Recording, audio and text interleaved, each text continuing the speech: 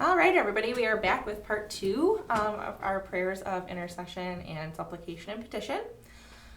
So we want to talk about it first, exactly how we should be praying. So for prayers of supplication, I like to think of this as God as a therapist.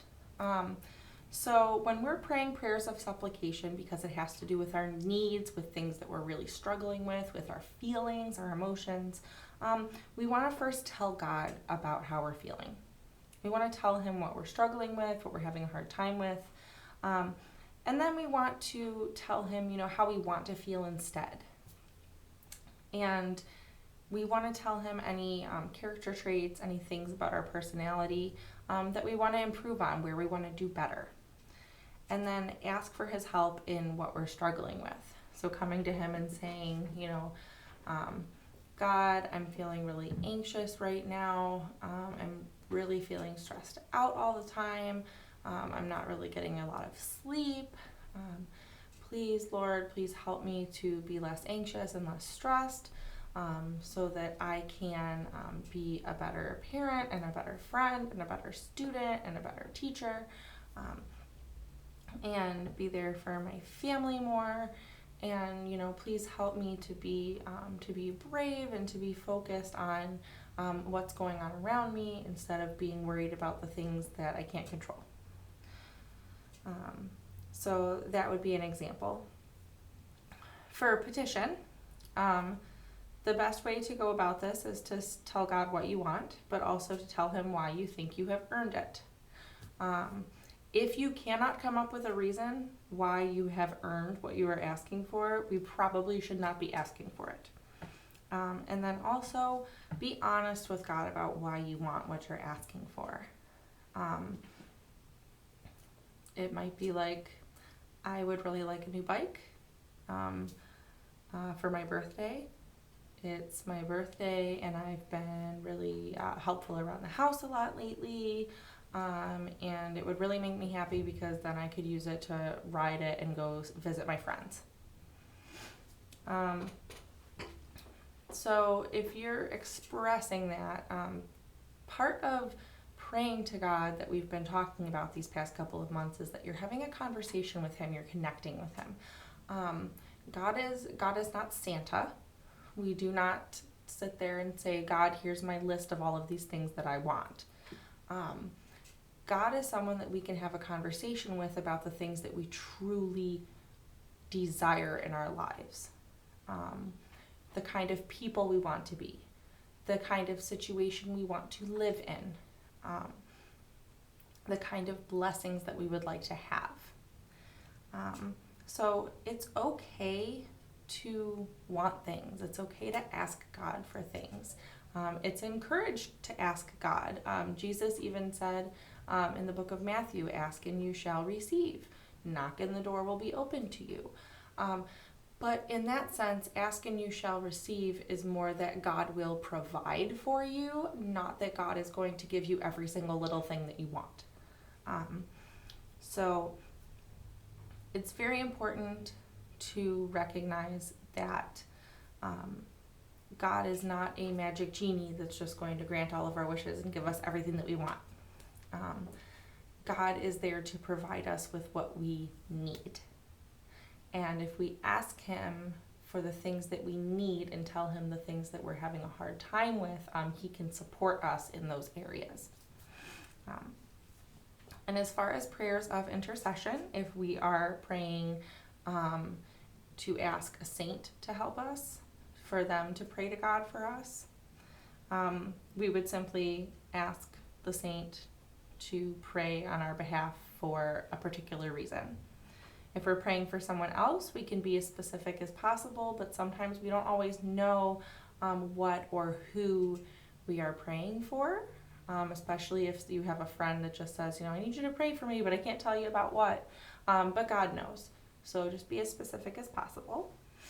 But I would like to draw everybody's attention to a line in the Lord's Prayer in the Our Father, and that line is very important, and it is, thy will be done. And that is so important because it means basically that God has a plan for everything. And God knows what is going to happen and what he wants to happen. And what God has planned is what is going to happen. And what we want and what we are asking for is not as important as what God wants. And at the end of the day, God knows better than we do what we need to happen in our lives and what we need to have in our lives. And he's going to always provide that to us. God hears every prayer that we send up, and he answers every prayer, but sometimes answering prayer means doing nothing. Sometimes answering a prayer means that the opposite of what you want to happen will happen. It doesn't mean that God doesn't care. It doesn't mean that he's not listening. It just means that what we want to be the plan for our lives is not God's plan. And God's plan is always better than our plan. We may not be able to see that right away. We may not understand that right away. But it doesn't change the fact that it's true. God's plans are sometimes confusing, but they are always for our good. Think about if you are running really, really late to football practice. You're running 5 minutes late. You're really frustrated. You think the coach is going to yell at you. Well, maybe you don't know that if you had left on time, you would have been in a car accident. And you don't know that, but God knows that. And he saved you. Sometimes when we're teenagers, we might have our first boyfriend or girlfriend and pray, oh God, I love this person. I want to marry this person.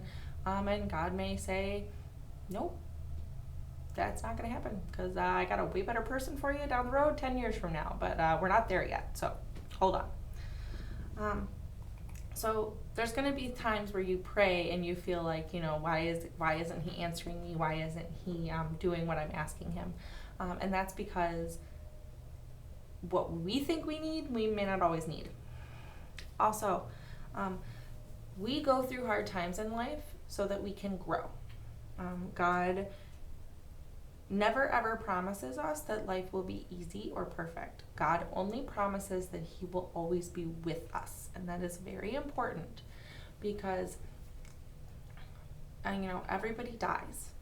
God is not going to be able to pause death for every single person. So there's going to be times where you might pray for a sick relative to get better and they might not. Not everybody can be millionaires. There will be times where people would say, I want money, and that's not always going to happen. But God is always going to be with us, and when we face those hard times, those are the times for those prayers of supplication where we can say to him that we need help in growing a particular character trait, that we need help in growing as people, to be more patient, to be more kind, to be more loving. And also that's the chance to lean on him and also ask him in supplication for things that we need as we struggle through hard times, like asking him for patience and comfort and peace. When we're talking about prayers of petition, it's very important, again, to keep in mind the difference between things that we need and things that we want. As I said before, God is always going to provide for us what we need. But that doesn't necessarily extend to everything that we want. And for intercession, there is power in the prayers of a group. There's power in increased numbers of prayer. But it is still important to remember that at the end of the day, the final word is God's, and the final plan is God's. And we have to respect that plan, even if we don't always see it or understand it at the time. So for our activity, which I am going to explain to you in just a minute, we are going to be making visuals that are going to help us prep for the coming year in the things that we want to pray for, both supplication and petition and intercession. for ourselves and our families, as well as for the world and for the church.